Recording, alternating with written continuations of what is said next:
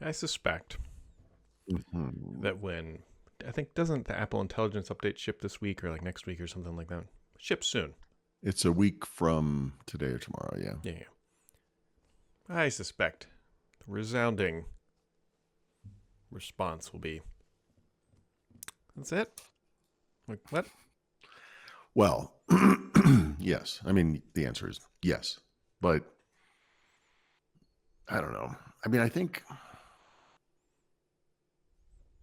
don't know what I think anymore. Mm-hmm. There's two big sides to this. One is that not just Apple, but Google, Microsoft, everyone is really pushing AI hard. And look at Windows. Like, what? There's not much to show for it, right? And I look, this stuff is useful, right?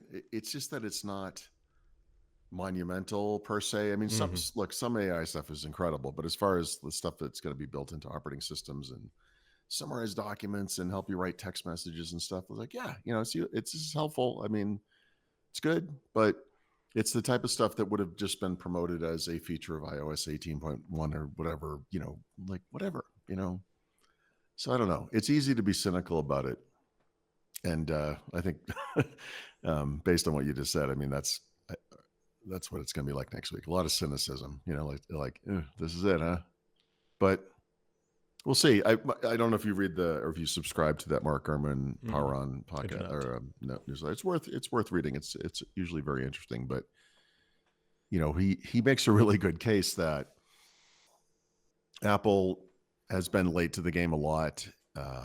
They've come out ahead a lot. They will Mm-hmm. do this right. There was a good Tim Cook interview in the Wall Street Journal too that kind of spoke to this, the notion of don't be first, just be best, and that in this coming year, they will revamp every single one of their products so that the stuff is all compatible with Apple Intelligence. And then they just start cranking out features, and they have this unified ecosystem that Google and Samsung and Amazon or whatever can't, and Microsoft, right, can't match. And it's a good point. So, you know, I, I, I think the way Apple Intelligence will play out in a year, or maybe, yeah, we'll call it in a year, is it's going to be like the continuity stuff or if that's the right word, I don't even remember what Apple calls things. It's like a handoff type thing where not literally, but it's just part of what you get for all this stuff you have that you bought and it's useful, Hmm. you know? So yeah, I mean, it's a lot of promotion. I mean, I didn't really pay too much attention to the Mac Mini thing because I'm not buying one, but he made the case like if you go and look at how they're promoting it, it's like AI. And of the whatever number of features they promoted the most heavily or at all, none are available today. None will be available when the device launches, and one will be available after 18.1 comes out. It's like, yikes. So they're pushing the stuff they don't have yet, but we'll see. There's also going to be all the normal AI. Look at this, like, screenshots of people's phones. Like, can you believe this? It recommended, this is what it told me to send to my wife or kid or whatever. And it's going to be something semi horrific, right? Mm-hmm. I mean, this stuff's going to happen. So, There was already one from I think it was somebody obviously running the beta, and it was their Ring doorbell, and it said there's like 83 people at your front door was the summary. But really, what it meant was you have nice. like 83 clips that you have not viewed yet. Yes, yes. It's like, They're all still waiting. It's just like keeps piling up. Guy delivering a pizza, the Amazon guy. Oh, boy. it's like the old it's from Parks and Recs, if you've ever seen this. Mm-hmm. I can't remember her name. Which character?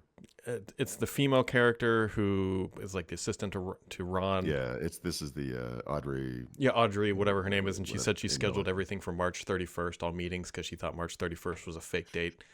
And And it then, really was the day. Yeah. Yep. Audrey Plaza. That's her name. yes, But that's who it is. April, I think, is the character. So. Yes, April.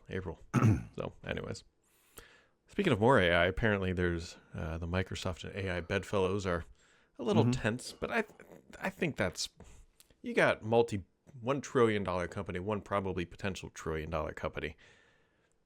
They are in a weird relationship. and now it's kind of gotten big.